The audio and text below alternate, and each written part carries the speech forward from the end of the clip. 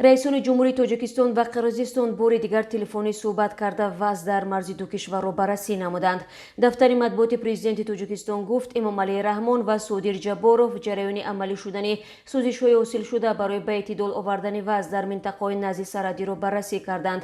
Ба гуфтаи манбаъ, дар суҳбати раисони ҷумҳурии Тоҷикистону Қирғизистон ба масъалаҳои риояи оташбаси комил ва баргардонидани нирӯҳои низомӣ ба маконҳои доимии онҳо таваҷҷӯҳи хоса зоҳир карда шуд. Дафтари матбуоти президенти Қирғизистон навиштааст Эмомалии Раҳмон ва Содир Ҷабборов бори дигар таъкид карданд, ки ҳамаи техникаҳои низомии ҳарду тараф бояд аз минтақаи марзӣ гирифта шавад.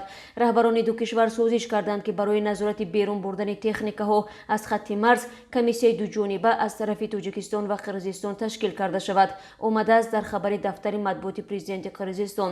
Аз замони оғози муноқиша дар марзи Тоҷикистону Қирғизистон ин бори дуввум аст, ки раҳбарони ду кишвар бо ҳам телефонӣ суҳбат мекунанд. Раҳмон ва Ҷабборов шоми дирӯз 30 апрел ҳам гуфтугӯ карда буданд. Раисони ҷумҳурии Тоҷикистон ва Қирғизистон дар ҳоле ба масъалаи оташбас таваҷҷӯҳи хос зоҳир мекунанд, ки тибқи хабарҳои расида бо вуҷуди оташбас дар минтақаҳои назди марзӣ садои тир шунида мешавад.